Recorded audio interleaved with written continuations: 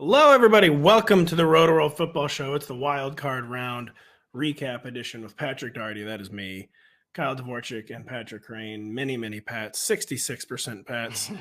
Since Denny Carter he's a coward. He can't stay up this late. Lawrence Jackson also doesn't stay up this late. That leaves Pat and I, who stay up this late for no reason all the time, even though we're in our mid-30s. And Kyle, who's, of course, legally obligated to stay up this late as a 20-something. Rumors are flying that Denny is afraid of the dark. he's afraid in general. He doesn't want this smoke. I don't know what that smoke is, but he doesn't want this smoke, whatever the smoke is. But this smoke is, of course, talking about the 49ers defeating the Seahawks earlier on Saturday. The Jaguars coming back from a 27-0 deficit against the Los Angeles Chargers on NBC, third biggest playoff comeback in history, and winning 31-30. The Bills outlasting the Dolphins 34-31. Didn't think I would be using the word outlasting with the Bills and the Dolphins. What a crazy game. We have a lot of questions about the Bills. The Giants, quote, upsetting the Vikings, I guess, 31-24. I don't know. I mean, I guess by Las Vegas we consider this an upset, but didn't really feel like an upset. Yeah, if I were the 13-4 Vikings, I would simply consider not making the Giants offense look unstoppable. A Giants offense who had scored 30 points one time all season and just quite literally were unstoppable on Sunday. And then, of course, ending on NBC with the Bengals defeating the Ravens 24-17. Let's just begin in Santa Clara, where normally we get, Santa Clara, that stadium's famous for like the sun melting people in their seats. But we got the atmospheric river. We got a little windy, rainy conditions, but that didn't affect Brock Purdy, who, I mean, it's safe to say he's the best quarterback remaining in the playoffs, guys. That's where we'll begin the show. No, Daniel Jones is still in. So, I think I'd say Danny Dimes, the Dimesman. I'm trying to shorten Danny Dimes to the Dimesman, by the way. How's that going? I don't think that's shorter. Well, I just started tonight. No, not shorten. I guess it's not shorter. Simplify. I'd say simplify. Is it at least simpler? No, it's definitely not simpler. You don't think the Dimesman is simpler than Danny Dimes? I think it's better. So we got the Dimesman's the best. I'm very confused by the Dimesman. That's not a term. I don't know. I'm trying to cut the fat off of it a little bit and call him Sir Danathan of the Dimes. There we go. That'll stay. There we go. Really streamlining it. I really like that one a lot. I actually kind of like that. Yeah, Sir Danathan of the Dimes. So yeah, no, I mean we didn't really get any upsets this weekend, but man, I feel like I think it was a classic wild card weekend where we got more questions than answers. You feel like the Chiefs are probably feeling really good right now. Those are always kind of like famous last words, takeaway, of course, because these are playoff games. There's no like push button to win a playoff game. But really the only game that I would say went fully to script was 49ers Seahawks. Seahawks hung around for a little bit, like, a veteran coach, a veteran quarterback, a really veteran offense. Not surprised they could hang around with the 49ers, but the 49ers have, even over Pete Carroll, probably have the coaching edge. They had the offensive line edge. They had the defense edge. They had the skill player edge. They just didn't have the edge at quarterback, but they got what they needed out of Brock Purdy. And so I'll just begin there. What's like the latest Brock Purdy temperature? Because the box scores continue to look good. The results, of course, are looking good. He has not lost a start. The box score looks really, really nice. 11.1 yards per attempt, 3 touchdowns, and only 30 attempts. But I just feel like I saw a lot of questionable throws Sunday or Saturday. Like he got away with a lot of stuff. Like a lot of he had like way too many like shaky throws when he was contorting his body. I felt like passes that maybe will be interceptions against a better defense. And how are you guys feeling about Brock Purdy maybe being like the Cinderella of all Cinderellas to lead this team to a Super Bowl? I mean, you just described every quarterback we've seen Kyle Shanahan coach for the past few years, whether it's like when Nick Mullins comes in, you're like, he definitely wasn't good. How'd they put up 38? And like who else have they had? Like obviously like Jimmy, we all like rag on him for, like was it Manuel Sanders Super Bowl throw, but he got them there. Sanders. Yeah. I'm surprised you're old enough to remember that. Yeah, it's one of the formative memories of my life. It was one of the first Super Bowls you saw. It's his first memory. Yeah. Yeah, not just his first sports memory, his first memory. Yeah. It wasn't indelible. Yeah. But like that's pretty much a truism of these every 49ers quarterback, spot starts, full season starters, etc. we see is that they don't look great aesthetically because none of them have been hyper talented really, but the scheme is good. They're generally good executors of that scheme and they make some mistakes. The prior is as strong as it's ever been with 49ers quarterback. If they can execute, it should go well most of the time. Yeah, Kerrane, do you think they have enough margin for error with Brock Purdy? Because I just kind of came away from Saturday feeling like they don't have enough margin for error with Brock Purdy, and which I know maybe I was just trying to see the negatives because I'm just like waiting for the other shoe to drop with this guy. So maybe I'm focusing. Every quarterback's gonna have some bad. I mean, Josh Allen had 10 horrible throws on Sunday, so I was kind of wondering if I'm just focusing too much on the negative with Brock Purdy, but. Do you think they have enough margin for error to win a Super Bowl, or at least reach a Super Bowl? I'm still pretty skeptical. I guess to reach it, they probably do. They could beat the Cowboys or the Buccaneers at home, I think, with Purdy. But I would give the Cowboys a real chance, especially against Purdy. I tend to believe a little bit more in the Cowboys than I think the recent crowd reaction is kind of been very anti-Cowboys heading into the playoffs. Well, we're going for the laughs, the LAFFS, the lols, which some people try to cancel me for saying lol instead of just LOL, but I say lol. Everyone thinks the Cowboys and the Vikings are like the same, like the way that this Vikings lost. I don't think that either. No, Cowboys are considerably better than the Vikings. But a lot of people are just like, they're going to go in and choke this one. Like, it's Brady. They're going to lose. But like, I think they're a pretty good team. And I agree. Like, they're a team that I could see giving Purdy and the entire 49ers roster some trouble if they get matched up. Yeah. I mean, I think, the 49ers, I would have them favored at home against the Cowboys, but I think that the Cowboys are live. And then, I still think the Eagles are better than the 49ers. Maybe I'm crazy, but yeah, I think with Purdy, he made some terrible throws in that game, some really, really bad throws. I think the reason that everyone's kind of more excited about him, and at this point, I would say myself included, I'm more excited about Purdy than Jimmy Garoppolo because he does improvise pretty well, and he kind of goes through stuff and keeps his cool, and then he checks down to Christian McCaffrey for a touchdown or whatever, that, or Elijah Mitchell or whatever it was. He's more fun to watch. He can kind of operate. But then he just misses throws in a really bad way, in a way that Jimmy, even though there's some ones that stick in our minds, Jimmy does that, I'd say. Jimmy does that. He does for sure. But I would say Purdy more regularly misses throws, and Jimmy would kind of zip in throws over the middle that are accurate, hitting guys in stride and everything. I feel like the overall package is probably pretty similar to Jimmy, but it just feels a little bit more fun. Because when things are breaking down or he needs to scramble or something, you're kind of this is what I want to see. I want to see a quarterback who can handle these situations. You think maybe he could be higher variance, Jimmy, in that when you're in the playoffs and we just kind of think they're a dog to the Eagles.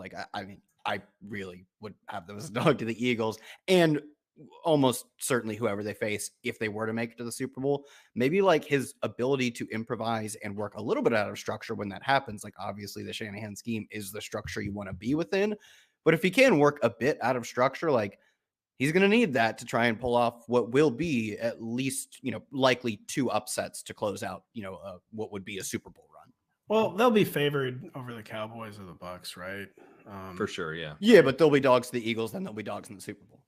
Yeah, I don't know if they'll be dogs to the Eagles. I mean, maybe they'll be slight. But I think it'll be less than a field goal, though. They should be dogs to the Eagles. I mean, the game on the road. The game will be in Philly, yeah. Yeah, but that's what I mean. I don't think that the Eagles will get the full 3 based on, unless he looks terrible next week and they squeak by or something. We're gonna have to keep sort of upping the value on Brock Purdy if he gets to the Eagles game, right? So Kerrane, I think you make an interesting point on Purdy and improvisation. I think he kind of looks. He's got a little bit of Gardner Minshew. That's what I was gonna say. Yeah, it's a little Minshew-esque. He's willing to swashbuckle a little. And also resulted in turnovers. Badly missed deep throws. Exactly.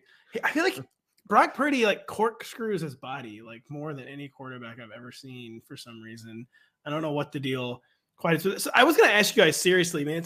It's kind of a pointless thought exercise, but like if Jimmy Garoppolo was suddenly like got in a full week of practice, no, and, like, you don't go back. I just don't think you can. Can you? I mean, maybe almost just for ineffable reasons, but I don't think there's any way you could go back to Jimmy Garoppolo. Nope. It also feels like the 49ers are kind of playing like a little looser with Purdy, and like it's not, like they kind of. I think they think they have more margin for error. Yeah, I think they do. I mean, I guess the thing is, like, if we were talking about Jimmy Garoppolo, I would probably be like, I'm not sure they have the margin for error needed to win the Super Bowl. So I don't think this is really all that different. Like, they're going to be going up against very, very likely the Bills, Chiefs, or Bengals. And that's, I mean, I like all those teams over Jimmy, and I like all of them over Brock Purdy too. I think you got to like the core of the difference between Jimmy and Brock Purdy. Or at least so far, Brock Purdy he's making plays on the fly. Where Jimmy, I feel like if Jimmy gets flushed from the pocket, I'm like, well, he's either going to get stripped running to the sideline, or he's throwing a pick to a linebacker here, because he just like totally panics and never ever did well in those situations. But so we're singing Purdy's praises a little bit, but yeah, I feel like the other shoe is going to drop. Like, he's just been flirting with it. He's clearly should not have been the final pick of the draft.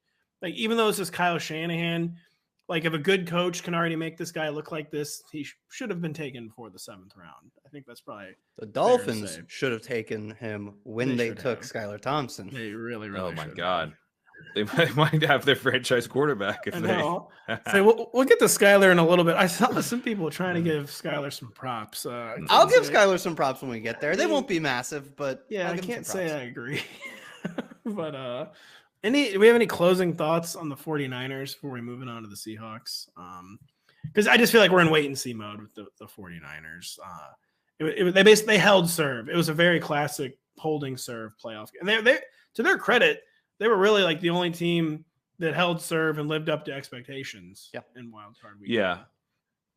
I guess a couple things would be like, it is just, they are so loaded with skill position players. And I do think that's another thing insane. With Purdy's style. Like, I've talked about the improvisation. Like, if you can improv within this offense and you're improving to Brandon Ayuk, Deebo Samuel, Christian McCaffrey, like, it's crazy. Even their ancillary players are I didn't even mention Kittle. And then, like, the ancillary players are really Elijah good Mitchell too. Is like a top tier back. Really a running back would start, like, a healthy Elijah Mitchell starts for a ton of teams. Like, Juwan Jennings is a third receiver. That's not that bad either. Totally capable. Yeah. Juwan Jennings is actually a good third receiver.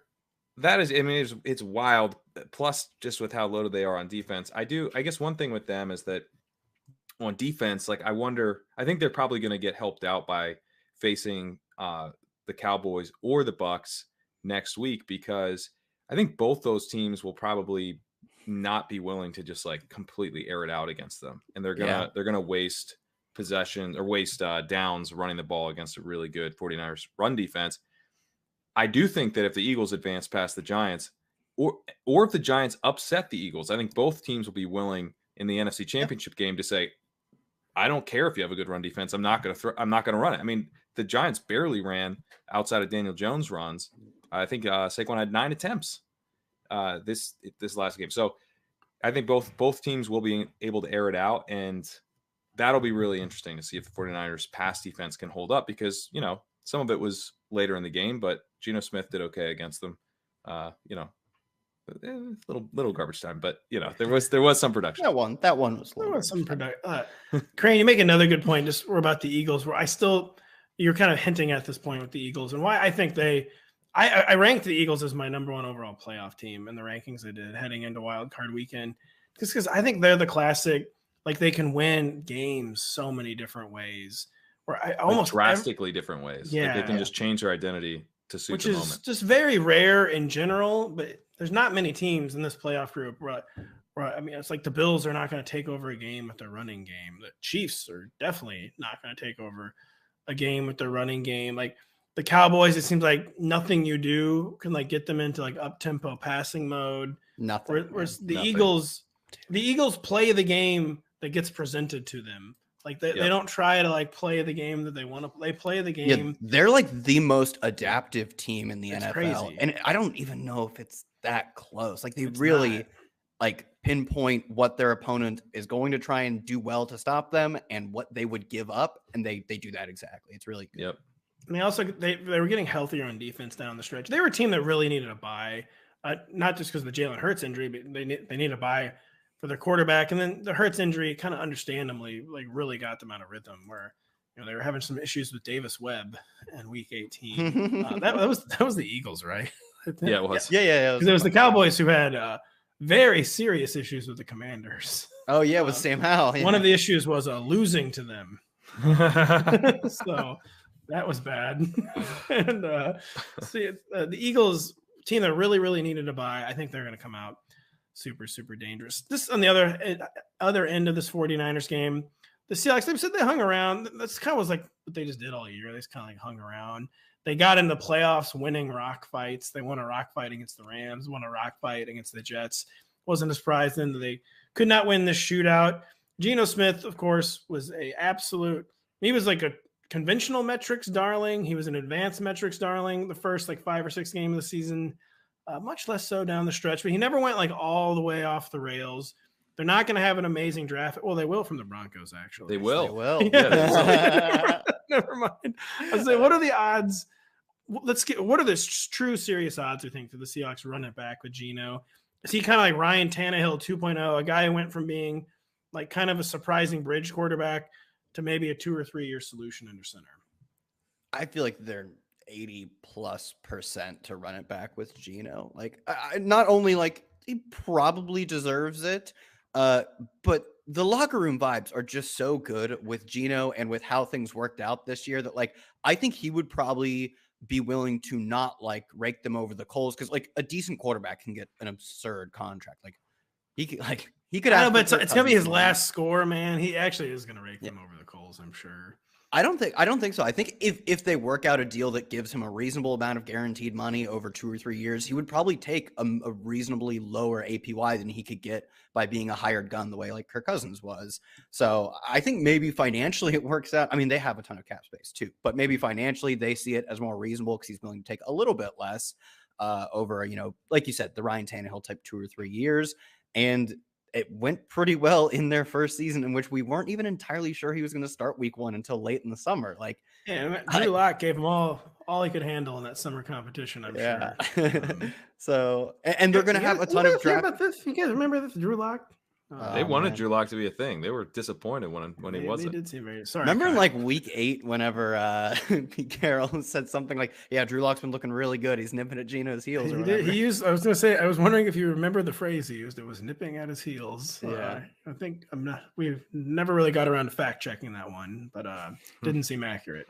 But yeah, they'll have a lot of draft assets to build around Geno to help prepare the defense. So I think it's like 80% is the floor. You could talk me up. They got it. Trade up for a quarterback, man. You've got Tyler Lockett, you've got DK Metcalf, Kenneth Walker's a really good lead running back. Like this is actually a pretty solid environment for a quarterback, I would say, as evidenced by the fact that Geno was able to fit right in here and keep the offense rolling. Credit to Geno for that. But at the same time, like this is what you're getting. You're getting first round playoff exits. You're not going anywhere. And you've got the 5th pick. And there's 2 teams in the top 5 that do not need a quarterback. The Bears and the Cardinals probably looking to trade off their picks. I think you could get into the top 3. Like, this is your chance. Like, it's pretty rare that you make the playoffs and have a top 5 pick sitting there for you. Like, you also have additional compensation that you got from Russell Wilson. So, like, make the move, I would say. I mean, this is not disrespect to Geno, but he's not going to be an elite quarterback. No, it's just that you have to be shooting for elite quarterback anytime you have a realistic chance. And Geno Smith's not going to become an elite quarterback. He's going to become, I think he's a dog to be what Tannehill gave the Titans over the last few years. I think. Yeah, that's a great. I do think he can't even really rise to the Tannehill level. I mean, he came close. I will say, like, they have like a very specific, I think, sort of style of quarterback that fits them. And if we're CJ Stroud still hasn't declared for the draft yet, as far as like earlier today. Check this out. So he might be worried. He might be getting worried the Texans want him. Dude, oh man, that's a really good. Has anyone tossed that out yet? You have to like copyright that. That's a good idea. I'm sure someone has tweeted about that. But he would be worried. I'd be worried too. So I could see them, even just by the evaluations they have on the quarterbacks that they won't get because they won't get Bryce Young. I could see them saying, like, maybe we do run it back for just 1 year, just punt the question down the road one more time. They could have their cake and eat it too. They could sign Geno to like a 2-year, $40 million contract. And this is the Seahawks. They're one of the teams that always goes off board. I mean, almost every year. So they could just have a quarterback. I mean, maybe they could just love. How do you pronounce the Kentucky guy's name? Will Levis? Is it Levis? I could see the Seahawks loving that guy. Love somebody. Get somebody in here. Take shots. I mean, I can't see them bring trading back Geno if he's cheap enough. I would definitely bring back Geno. You know, you get kind of the bridge quarterback. You know, Geno will be on the team. It's just a matter, I feel like, if he's joined by, I guess someone could go nuts and try to sign Geno, but I think Geno will be on the team. It's just a matter of if he's joined by a blue chip core. The Seahawks, man, they believe in themselves so much. I could see themselves just passing on a quarterback. I think they going all in on Geno. They do believe in themselves. The vibes were good. You know, I kind of agree with Pat. Like, I think which one? That's true. Well, I don't think you are against them drafting a quarterback. I think as you and I are both trying to gauge what they will do.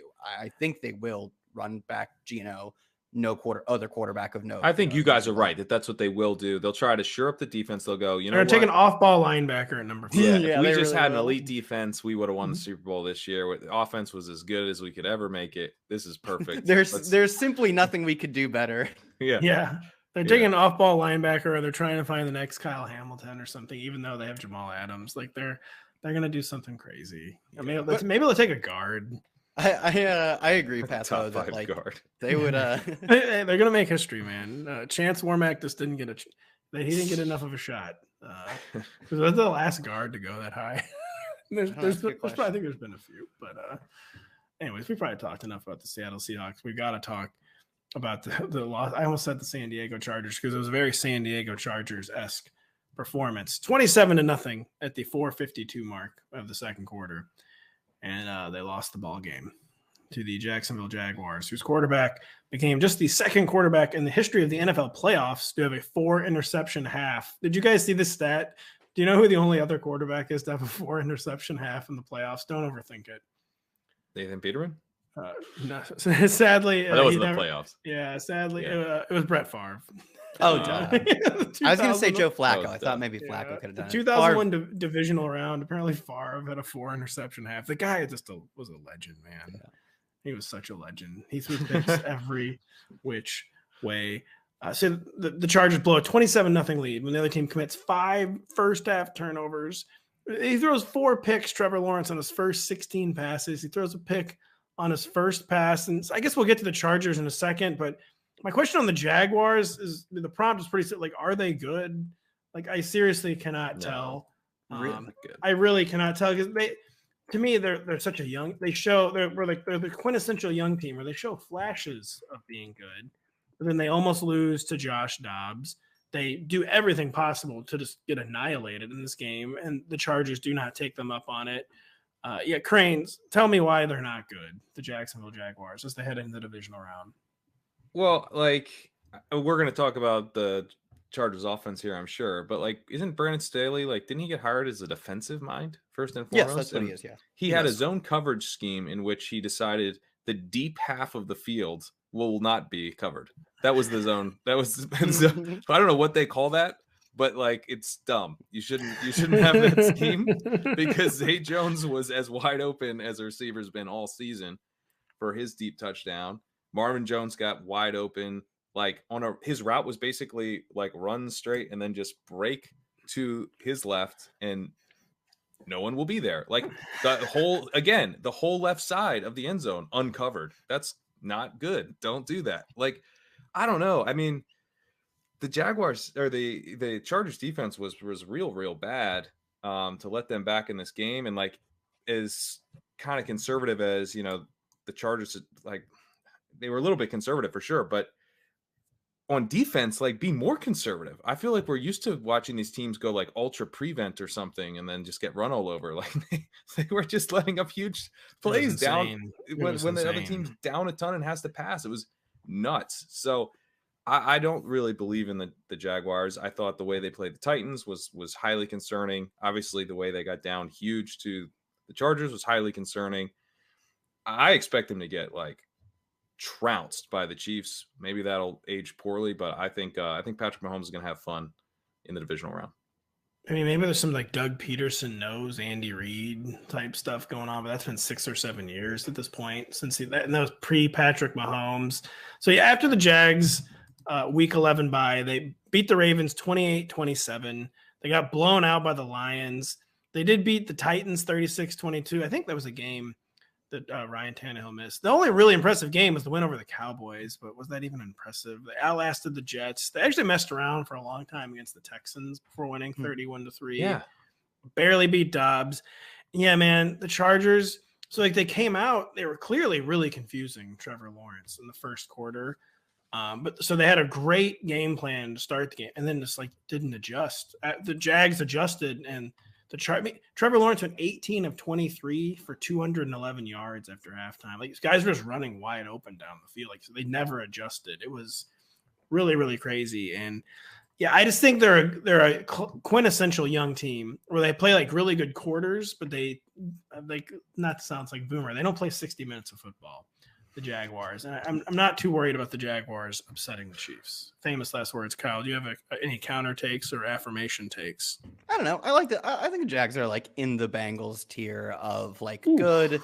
They're no Chiefs. They're no Chiefs. They're no Eagles. I mean, they're anywhere near the Bengals personally. Yeah, they're not, man. They were top 10 in EPA per play on offense. They were like 11th on EPA per play on defense. Their defense even got better as a whole down the stretch because they got really good run defense. Yeah, because they played Houston, Josh Dobbs, Mike White. Like they're frauds. Come on, get out of here, man. I think they're fine. Trevor Lawrence was pretty much one of the more efficient quarterbacks throughout the year. They've got Lawrence has been good. They've got one of the most efficient. You're gonna say all that, but then you're just gonna like no questions asked say Lawrence has been. Lawrence has been good. I'm not gonna say he hasn't been good. I do think that can remember some times where he wasn't good this week. Yeah, no, I can. I mean, he's been streaky and thrown. He's had issues with interceptions throughout the year. Remember, there was that whole stretch early in the season where he was throwing a ton of picks in the end zone. That was actually very early in the season. He did bounce back from that. Yeah, but I think that you're going to get that type of stuff from him. But I do think Lawrence has been pretty good. But it's like this. The bigger thing for me is that I think this defense is really easy to exploit if you have a really strong quarterback. They've been weaker against the pass towards the second half of the year. That's how they've been exploited all year because they're pretty good against the run. And Chiefs are going to lean into that, and they're going to probably beat them pretty good. But I mean, statistically, they look in terms of the EPA metrics, they're not too dissimilar from the Bengals. They're no Chiefs, but I don't. They lost to the Texans this year. They lost to the Colts. They lost to the Giants. They lost to the Broncos. Hey, their schedule's been kept it close crazy with the Texans. Easy. It's the divisional round Giants do, by the way. Yeah, fair enough. Maybe. Like, do you think they are better or worse than the Giants? By the way, Kerrane, you left off the fact that they lost to the Carson Wentz Commanders in week 1. Yeah, that's true too. I thought I was just being mean at that point. I figured I'd let him slide for giving up 28 points to Carson Wentz. So yeah, I mean they're not good. No, I think they're worse than the Giants. I think the Giants. I disagree. I think the Giants are friskier. Nah. I think the Jags are probably more talented than the Giants. Yeah, I do. The Giants are far better organized. I mean, Doug Peterson got really organized the final 3 quarters. Like, he also the Giants won a Super Bowl with Nick Foles, so easy. No. I just mean this year though. Like this year, or Doug Peterson, I feel was kind of still like feeling out this team. Basically, he's done a pretty good job actually with his offensive approach. I think the Lawrence Giants was terrible last year and was really good this year. I think the Giants are better than the Jaguars. I will say. I think the Giants. I don't agree. I agree that that the Jags are more talented. I think again, especially on offense, they have some more. I just think Lawrence is better than Daniel Jones, but I just think Daboll's like doing some interesting stuff. Like he's kind of like they're more frisky. Like as an underdog, I'd be more interested in how the Giants would attack the Chiefs than what the Jaguars are going to do. I think Andy Reid with 2 weeks to prepare against this defense it's not going to go well for the Jaguars. No. I mean, you could say that about any team, though. They'd kill the Giants if they played them. Like they should kill most teams that are these like bottom feeder of the playoffs guys. Like, I just feel like the Jags are just, to put like a very fine point, are just way too inconsistent. I feel like the Giants are. I don't know why we're debating the Giants versus the Jaguars. We need to move on from that. Well, I think it's kind of interesting because it's if you don't think the Jaguars are in the same tier as the Bengals, which I don't, then I think the fair thing for Kyle to do is say, do you think they're even with the Giants? And you know what? I'll take that bait. we took the bait. Very strong. There's a lot of bait to take with the Los Angeles Chargers. I almost made a joke that Patrick Mahomes will be the first good quarterback the Jaguars have faced in 2 months. Too soon.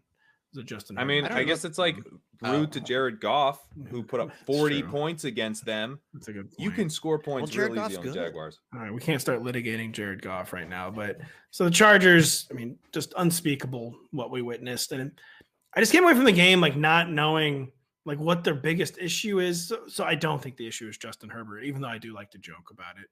But I can't tell, like, is coaching the biggest issue? Was it just personnel against the Jaguars? The lack of Mike Williams and any downfield passing element was just glaring. You know, they spent 2 years trying to find an early down complement to Austin Eckler, and it's coming nowhere close to doing that. Someone made the point after they got up 27-0. I think, you know, when all you want to do at that point, you're on the road in a playoff game, you just want to get the hell out of there. They called 25 passes and 8 rushes because they just don't have a rushing. They had no ability to kill the clock. They had no ability to sustain drives. And I just don't know. I don't even know what you would say. What was the biggest issue in the game? Was it the coaching or was it the personnel? Or was it just both? Is it like this toxic brew all mixed together? I just didn't know like what was the true cause of the downfall on Saturday evening. To me, partially like protection. Yeah, the protection quite poor all year. So as far as personnel goes, I mean, I think that's a major weakness. They don't have any real threats downfield. Man, free Jalen Guyton. We hope Jalen Guyton's ACL is doing well. We hope that they consider adding some talent at the wide receiver position. I don't know why they haven't. Really why did they not? Doing that. It was so. I stumped for this. Not that I was the only one. I stumped for it all. I thought they were like 2021. I was like, the Chiefs have to add a third weapon. They never did it. The Chargers were the team that had to add a third weapon this offseason, and they never did it. They hit on Justin Herbert, which is just such a massive hit to get a quarterback that good with the 5th pick, and then they add Palmer in the 3rd round. That's the only thing they add. They already had Guyton. Mike Williams. Palmer's a 3rd round pick. I think number 77 overall. He was a 3rd round pick. Seems a bit. And so that's all you add in that offseason, and then the following offseason, nothing. Well, hey, they did. I mean, I was going to say this as a joke, but they did add Gerald Everett. I guess you could say Gerald Everett, but they also lost Jared Cook, right? I mean, I feel like that's like they're the same. Those are the same dudes. They're like 100% the same dudes. So I just you can't. DeAndre Carter career year, by the the way. Yeah, well, good for him, but it's I don't know. I mean, you're pointing out the problem, not the answer. That's true. And then no depth either. Like. Yeah, it's really frustrating the way they've I think there. On top of this, though, like the play calling seems designed specifically to never throw deep. Like I get that like Mike Williams isn't a great separator, but like he is a really good contested catch player, and it's like they just completely don't even try to see what they have going there. I get that like he's not AJ Brown, right? Like it's not his style. He's going to try and beat you in more of the old school, less efficient way, I think, frankly, than AJ Brown does. Right? AJ Brown goes he wins hand and runs by you. Where I think that type of player is more efficient than the Mike Williams, but they just completely gave up. And didn't they sign Mike Williams to a new contract this past offseason? And then they're designing their offense around short targets to Austin Eckler and Keenan Allen. Like, I think they need more receiving talent. But the thing is, I don't know if they got more receiving talent. Would they actually design the offense to use said receiving talent? Because like they're not trying to maximize what they have right now with Mike Williams, where when they become as predictable as we're going to pass a ton and it's never going to move 6 yards down the field, like it's such an easy team to beat. And I don't understand, Pally. I just don't understand what is going on with the approach because Justin Herbert enters the NFL known as like this physical freak. but a guy who was like super conservative at Oregon. That's why a lot of people were like out on him. Like, this guy doesn't throw down the field. He like doesn't play aggressively. He does do that as a rookie. He shocks everyone. Looks like he has maybe the strongest arm in the league. And then it's like they've just like slowly gone away from it. And like, I guess you could just blame injuries, but it's injury to one guy. I mean, it was injury to two guys if you count Jalen Guyton. But like, you can sign Deshaun Jackson. Don't sign DeAndre Carter. Like, sign someone that can actually like take the lid off the defense and like give your offense some breathing room. I haven't understood a single thing they've done with their skill player personnel the past 2 years, as you were saying, Pat. Yeah, because they haven't done anything. And I really don't get that. It's just very hard to understand how you're not trying to at least bring in some free agents, like sprinkle another couple third-round picks on, a receiver or whatever. Spend a second-round pick. I mean, there was a lot of receivers in this year's class. Like, yeah, it's and the year before, were both the two really good wide receiver classes that they've essentially passed on. Well, hey, they got an 800-yard receiver out of it, Josh Palmer. Have you heard of him? Yeah. I mean, you know what? Like, if Josh Palmer was your fourth receiver, awesome. It's true. That would be great. He's had to operate as the number one at times because they've had injuries and they don't have any depth. Mike Williams, wide receiver 64 in ESPN's open score this year, behind Van Jefferson, behind Juju Smith-Schuster. Like, he's not getting open. So I guess part of it, the problem for me is like, it's actually hard to tell how much of this is coaching based. Like, yeah, they're not like designing the offense around deep shots and stuff, but to your point, maybe Herbert wants to, doesn't want to throw a bunch of contested catches to Mike Williams. And that's the only kind of do it. Just do that. Yeah, but that's not really his style. Like, design an offense, bring in personnel that's going to suit your quarterback, and design an offense that's going to suit your quarterback. Like, these are fundamental, basic things. Yeah. Like, Jared Goff doesn't like to do that kind of thing either. They draft Jameson Williams, who's going to get wide open 2 times a game. Like, if you want to add more deep passing to your offense, there is a way to do it. It's called wide receiver talent. Consider adding some. But they were willing when it was Jalen Guyton. Even he actually was willing. They did. Maybe it was just truly the injuries, because they were willing to like take shots. I mean, I think Tyron Johnson, wasn't he a guy too? They were taking some deep shots too, like a year or two ago. He was more than like the Keenan role, I felt like. Maybe it was just a total personnel. I mean, they were taking deep shots to Mike Williams last year. I know, but by the way, Keenan Allen, the hamstring has got to be running on fumes. He's due $15.5 million. They could save $14.8 million against the cap by cutting him, but there's no way they're going to do that, right? Like, I feel like I doubt it. I mean, you can't. That would be crazy. It would be. I mean, unless they like identify like a replacement. Unless maybe they think Josh Palmer is ready for that compiling role, and they want to spend some money maybe on an outside receiver. But yeah, I feel like it's something a better roster might have been able to do. Because that's a lot of money for a guy with his injury history and his age. But $26 million dead cap for Mike Williams next year. Mike Williams is not going anywhere. Yeah, he's not going anywhere. But they can save $20 million against the cap after next season by cutting Mike Williams, and I think they're gonna if he plays like this year. Tom Telesco's been there like 20 years. They might finally fire him. Maybe actually. Not that we're rooting for anyone to lose their job. We need to move on to a next game, but I just feel like too, is Brandon Staley actually a good coach? I feel like our community, especially like where we try to be like smart about football, like we wanted him to be good. Then he kind of wasn't good, and now he seems really not. I feel like we're in like this tortured relationship with him. Like, is he good? I don't think he's good, right? I think I would just give if I owned the Chargers, I'd say, cool.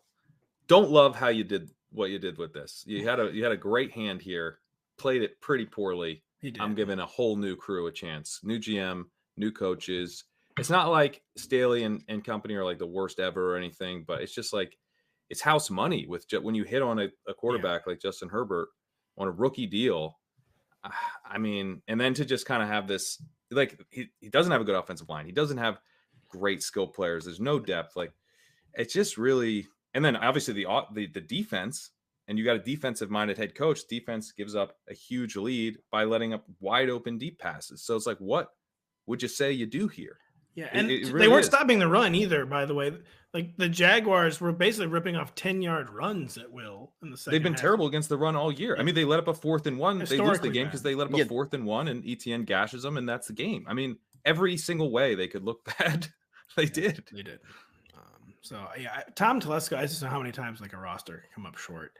They probably do need to make a switch at GM. We need to make a switch on the show. We'll be right back after this.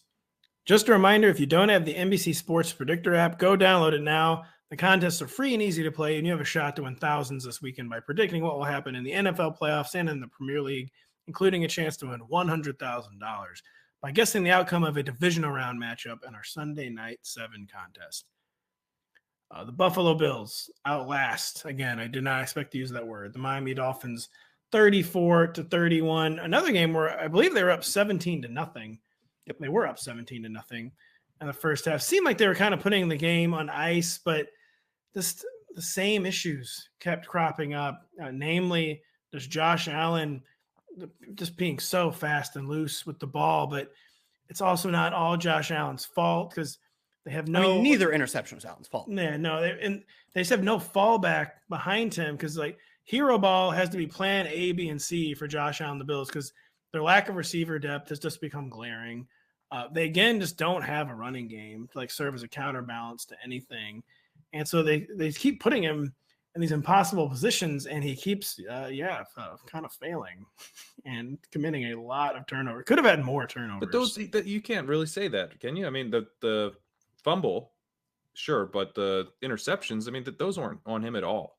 Like, I mean, I don't know. Maybe you should understand that like John Brown is 32 and maybe has barely played this year. And maybe he will run the wrong route. You know, no, you can't. No. You're putting a lot of faith in guys who have like barely played. I mean, John Brown has played with the team before with Josh Allen on it. Like you would just say, then don't trot out an 11th player. You'd play 10. You're saying he should. Yeah. No, this is terrible. Like John Brown has a 50-50 chance open deep. You throw it to him. I don't care if he's a scrub. Like you take those shots, especially when you're Josh Allen. First off, so he has alibis for some of these Sunday picks, but let's not. He's done other ones, sure. But this one, this has been going on for some time now.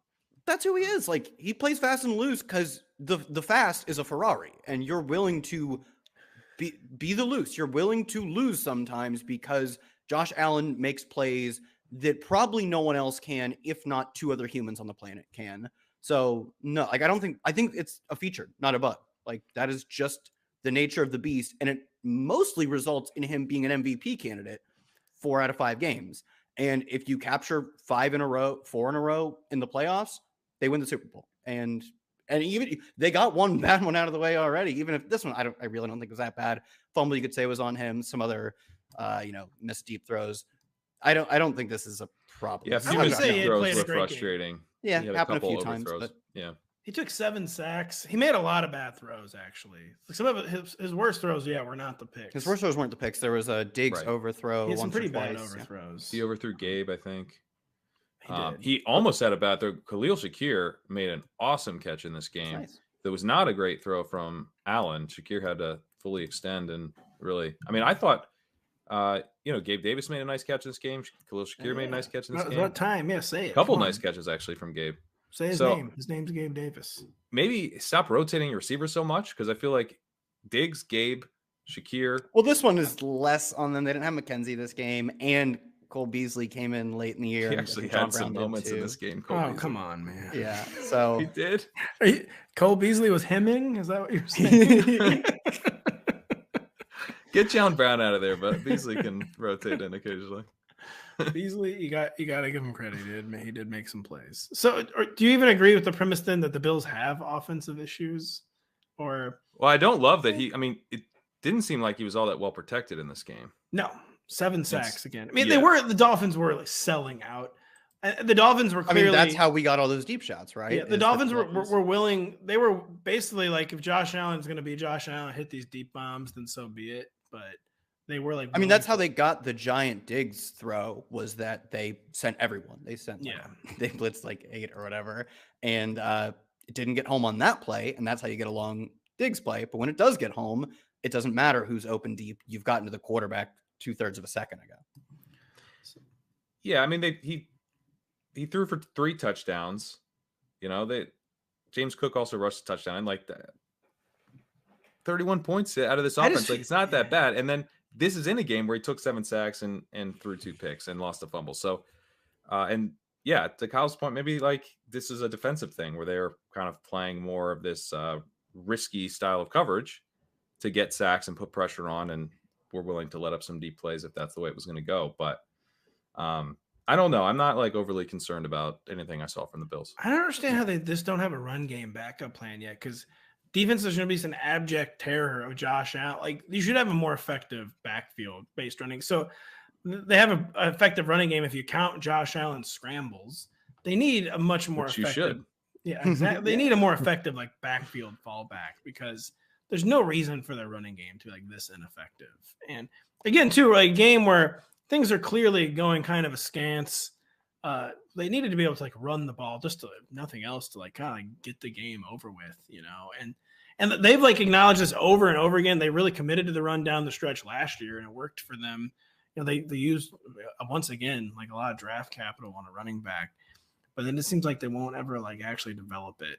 And I'm not at all saying the Bills should become run based. Obviously, I don't know. That's what it sounds like. But like, they came terrifyingly close to losing to a team that they are twice as good as, and it should have never ever come to that.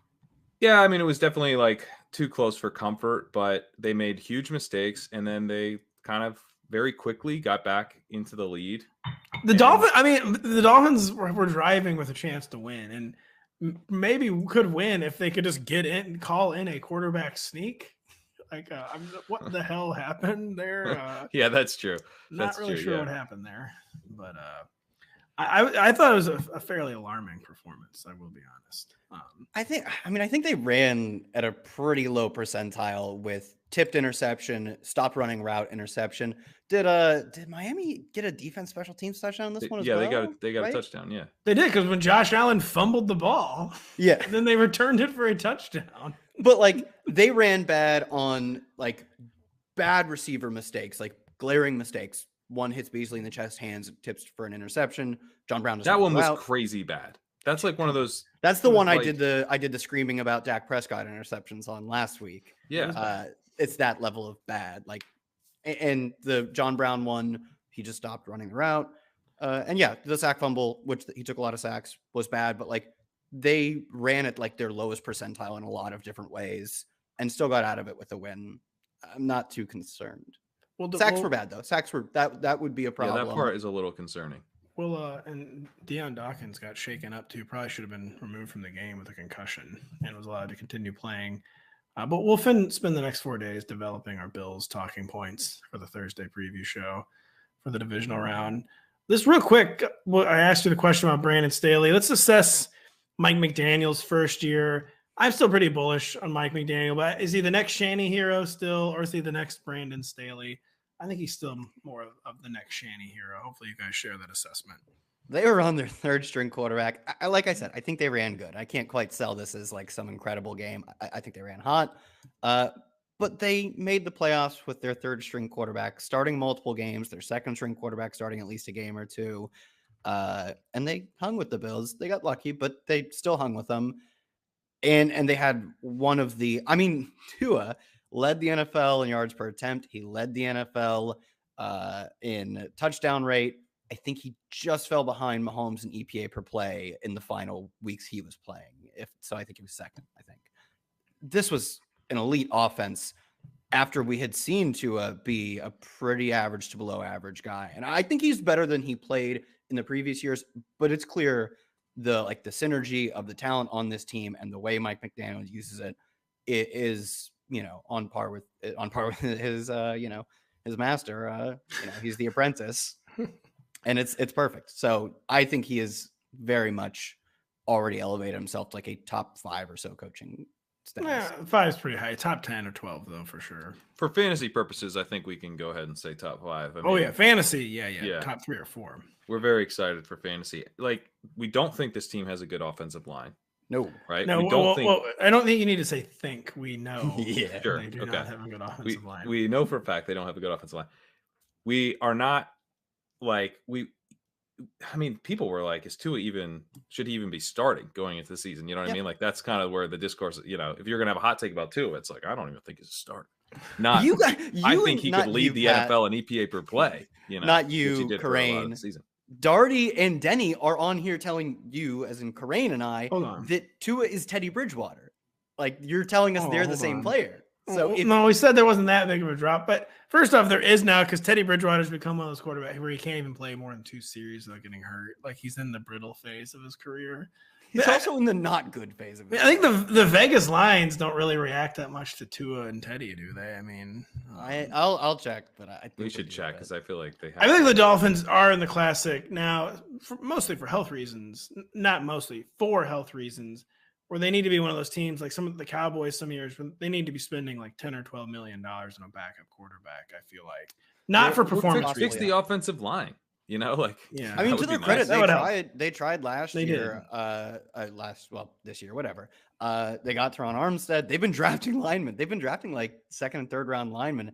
They just keep breaking out. And I mean, Teron was banged up. He played through a ton of it. Teron, man, that guy. I hope they send him to like a nice spa or something. Yeah, man, he is. He was. You know, the Monty Python Black Knight. Yeah, I think he tore like three too many upper body muscles. They signed one of the linemen from the Cowboys in free agency. It wasn't that good. Like, they're trying. I'm not like, it's not as much of a front office issue like we say with the Chargers. Like, they really haven't put in a ton of effort to like surround Herbert with like guys who can be made well by Herbert and can make the offense look better. Miami's trying. They've just been bricking hard at offensive line, and they should keep going for it, though. The answer shouldn't be like, we give up. They definitely do need to keep spending money and keep spending draft picks on offensive line. From McDaniel's perspective, though, if we look at that about this with McDaniel, to the question, you know, his hand wasn't that good, right? He's got Tua, who's accurate, but not some special talent that we're all excited about. If anything, you know, people were losing confidence. The offensive line. He's got 2 elite receivers in Tyreek Hill and Jalen Waddle for sure. But, you know, to be able to scheme the offense he did, I think is very impressive. Sure, it wasn't quite as effective down the stretch. You know, maybe they got figured it out a little bit. The defenses caught up, the over the middle stuff, you know, there was some of that, I think. But at the same time, like, I'm pretty excited about him moving forward. You know, give him another offseason with these guys. Like, they're going to come up with some other things. Like, I don't think he had one idea that he needs to get the ball over the middle of the field. You know, I think we're going to see some effective offense out of Miami, and that's awesome considering how talented their top 2 receivers are. Yeah, he had some foibles down the stretch, Mike McDaniel, but like unlike Brandon Staley, where through 2 years I can't say anything he does well. I mean, I think Mike McDaniel, despite like the play calling fiasco on Sunday, like not getting the plays in was a real big issue. It was kind of an issue all year, actually, but I think Mike McDaniel is clearly quarterback maybe was part of that, though. Yeah. Yes, I think Mike also McDaniel he was hitting the vape a little too hard. Yeah, I saw that. I think which coach I recently tweeted. I tweeted someone needed. Oh, it was Joe Flacco. I had a tweet that was let someone so vape during the game, and I was hoping it was Mike McDaniel, but it was Joe Flacco. I like the Jay Cutler smoking. Remember those days? It's now vaping. Yeah, it's now vaping. Let Mike McDaniel vape. I mean, I personally wouldn't do it, but I don't know. He needs a vape hit. Just let him do it. I want points. I want touchdowns. That's what it takes. That's what it takes. If what it takes to get us closer to the end of this show, it'll be after this promo. Download the Rotoworld app to receive breaking player news all season long. Stay ahead of the competition by favoriting players in your roster. Get the latest injury updates, player news, and much more delivered right to your phone. It is available in your app store today. Which brings us to the upset that was not an upset at all. The New York Football Giants scoring 31 points to the Minnesota Vikings, 24 points. I mean, I don't know what to say about this game. Only second time all year, like I said in the lead, that the Giants scored 30 points. Just a bad performance from the Vikings. Really, really. I mean, I understand that they're lacking defensive talent, but you can't make this Giants offense look unstoppable. You just can't. And by true literal use of the word, they were unstoppable. They did not stop the New York Giants offense. They never force a punt, huh? Whatsoever. I think they forced like one punt. Darius Slayton drop was one of the only real stops. That's right. Yeah. Man, that was a bad moment for Darius Slayton to live up to his rep too, man. That was, yeah. And man, that was one of those sickening moments because he was like so distraught on the sideline. Mm-hmm. Gosh, I felt so bad for him. But they won the game. The Vikings did not win the game. We'll focus on the Vikings in a second. I think we kind of already talked about this earlier. Any chance the New York Giants repeat defeat against the Philadelphia Eagles in the divisional round in the city of Philadelphia, Pennsylvania? Nah, man. Eagles are a juggernaut. Eagles are a wagon. They ain't losing this game. I fully agree. I don't think. I mean, it could be like it's the playoffs. Pretty much every game seems like it ends up close. I don't think the Eagles particularly destroyed the Giants this year, as I say, as I'm trying to look it up. I thought they bodied them the first time. Let's find out. We're about to. The second time was in Week 18, and they played very conservatively. The Eagles did, and they let up Davis Webb to score 16 points. I actually referenced that game earlier in the show, but you cleared it from your mind. Yeah, I did. You got to get Davis. Every doctor I've ever met with said, yeah, you can't have Davis Webb in your mind. Get that out of there. But to Kyle's point, Week 14, the Giants won 48-22. You mean the Eagles won 48? Yeah, excuse me, the Eagles. And that was only 1 month ago. I mean, the Giants, they're like the classic house money team, but I can't. I'm not really finding scenarios in my head that has the Giants upset here. I think they're live. I definitely think the Eagles are, going to be heavy favorites and should be, but I think they are live. I think they're well coached. The Eagles are not good against the run. That's a legitimate weakness for this defense, which is very good against the pass, but they're not good against the run. Daniel Jones is running really well. He's scrambling. They're calling designed runs for him. The Dimesman. People are now calling him. Saquon Barkley looks good. Saquon Barkley looks, vintage Saquon Barkley. He looked amazing. His touchdown run, not only did he look real shifty, a lot of burst, but he read his blocks so well. It was just a really well-designed run play. I mean, if I'm talking about run play design, something has gone well. And it was really impressive. I think they can move the ball on the ground against the Eagles. I think they're going to be a little bit different. They really attacked the Vikings through the air here, which is how you attack the Vikings. That's the best way to attack the Vikings. I think the Giants are well coached in that, somewhat similar ways to the Eagles, where they're going to game plan to their specific opponent. They've played the Eagles twice this year. They understand their weaknesses. They understand their strengths. I think we're going to see, maybe a little bit more of a conservative game plan than we got this week from the Giants, but I think they'll be able to effectively move the ball against the Eagles. And then it really comes down to how healthy is Jalen Hurts, how much do the Eagles trust him and want to lean on him. They were very conservative in Week 18. They did not seem to really feel like Hurts was 100%, probably because he was not. But I don't know. I mean, hopefully, with another week off, we get the same Hurts we saw earlier this year, who was just lighting up bad defenses. Downfield passing attack was just clicking. If we get that, the Giants are pretty dead. But we don't know that we're getting that. And if Hurts is kind of struggling and they have to go more conservative and shift to the run, I think the Giants can hang with the Eagles if it's kind of a run-based attack on the Eagles side. Yeah, I feel like Jalen Hurts' health isn't just the X factor for this game, but really for the entire postseason tournament. Because if we get pre-injury Jalen Hurts, I think the Eagles are the favorite. They'll roll for the entire, not just for the game. I think they're the favorite for the whole tournament. I really do. I mean, they definitely are because they don't have to. They're not Chiefs Bengals. They're not Chiefs Bengals. Right. Just statistically, they do have the easiest path too. Yes. To hoisting the Lombardi. But we'll see. We hope Jalen's shoulder is doing well. The Vikings, I mean, they're pot committed to Kirk Cousins next season, $30 million guaranteed. So what do they realistically do different? This is one of those years where you pull up their Pro Football Reference. I'm like, wow, the Vikings in 2023 used all 9 of their draft picks on defense.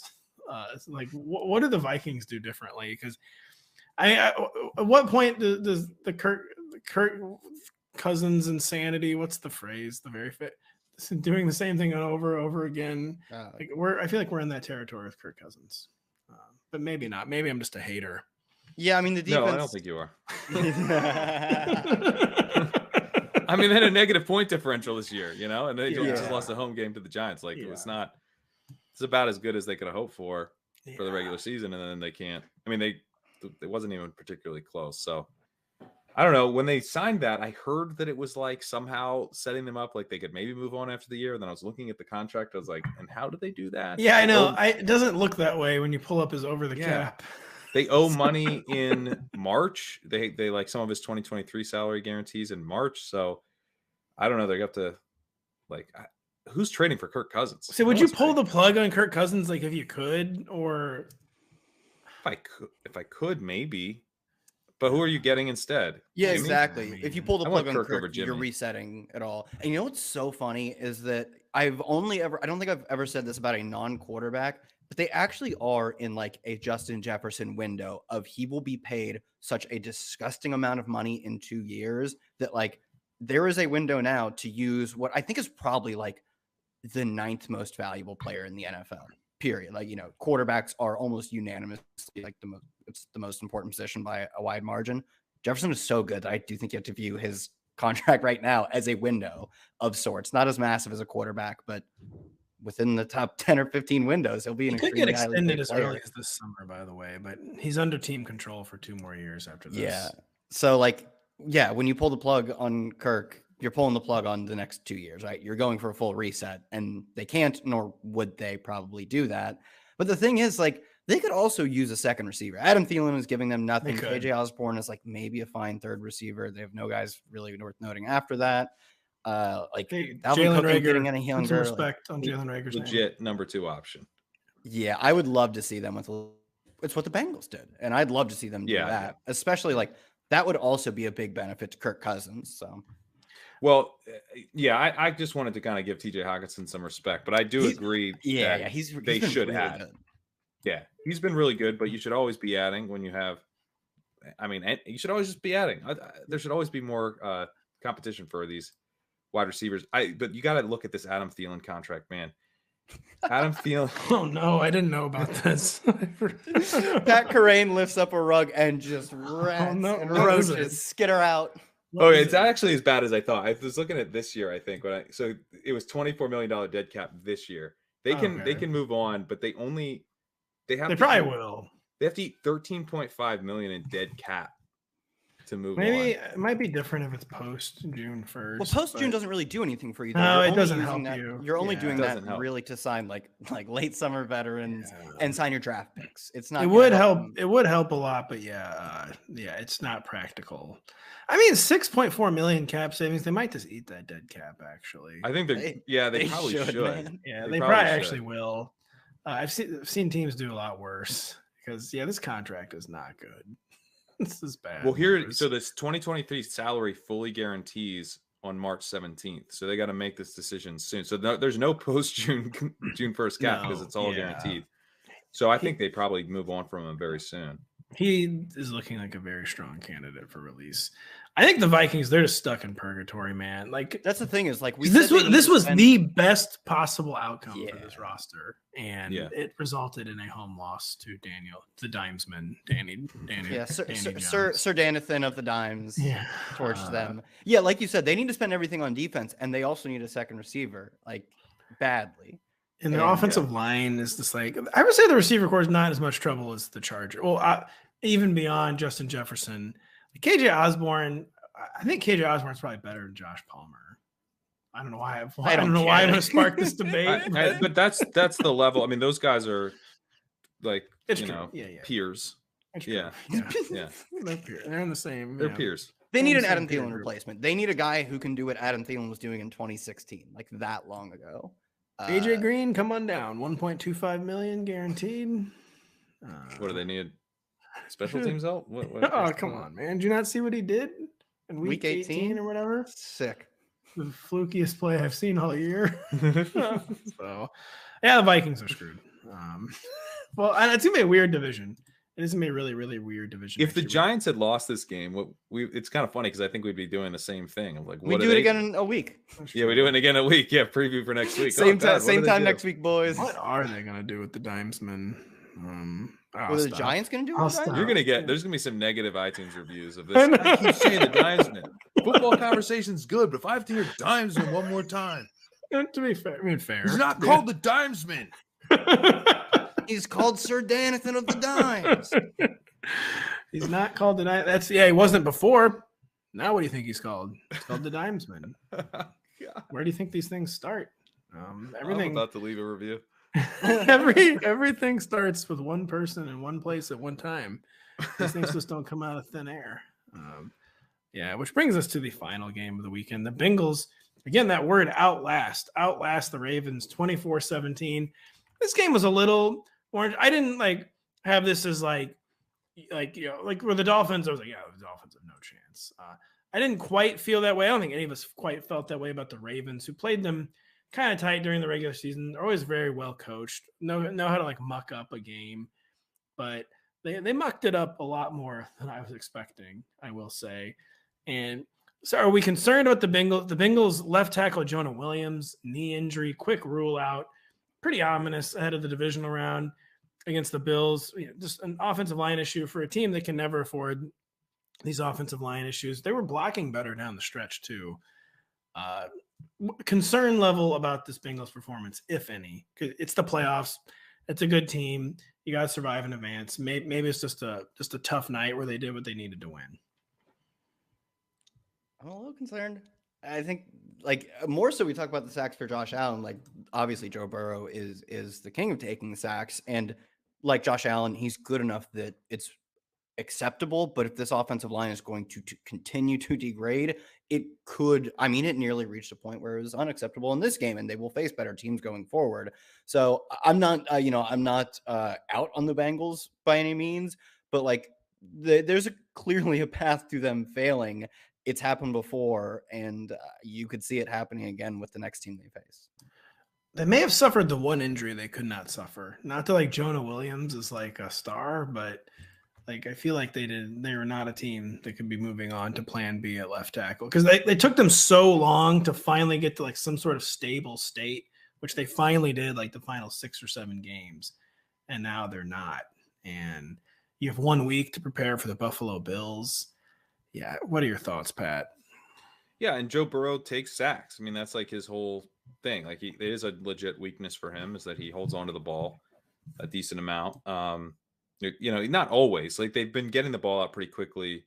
They've done a good job of that. But, to not have the element where Burrow can sit back there a little longer and take deeper shots is a big concern. So, yeah. And we did not see any deep shots at all against the Ravens. I mean, no, they really struggled to move the ball. Yeah. And, I mean, divisional opponent, third time they've played, so, maybe you don't get as concerned in that type of situation. It's we know from the regular season matchups that the second time these teams play each other, it's often lower scoring games. Stand to reason that, that would apply to the third time. So maybe this is just, kind of about that familiarity to some extent, but they really did kind of struggle to move the ball on offense. They did, and especially after the Jonah Williams injury, there was not time for anything to develop down the field. So it is a concern heading in. So it's very fascinating. It'll be the most fascinating game of divisional round weekend, because it is 2 Super Bowl level teams, and the Bengals and Bears. Excuse me, the Bengals and Bills squaring off in Orchard Park, New York. The game is in Buffalo, right? I'm not. It is in Buffalo, yeah. Correct. They didn't neutral site this one. No coin flips, nothing of that nature here. No flipping of the coin by Dan. Neutral site will be if the Bills win. They'll play the Chiefs neutral site. In Atlanta, Georgia. Where that will be. But yeah, it's going to be a fascinating game. Super Bowl level matchup in the division round. I feel like any Ravens talk, we just can't do until we know what's going on with Lamar Jackson, and we have no idea. He didn't travel with the team. Fairly standard for injured players, but definitely kind of weird for the wild card round. And probably people were definitely reading way too much into that after it was announced on our NBC broadcast. Yeah, definitely. I think you can read a little bit into it, especially too after he went out and tweeted out his own injury update this week. He doesn't seem like he's bleeding a purple and secondary color right now. So do we think he's back with the Ravens in 2023?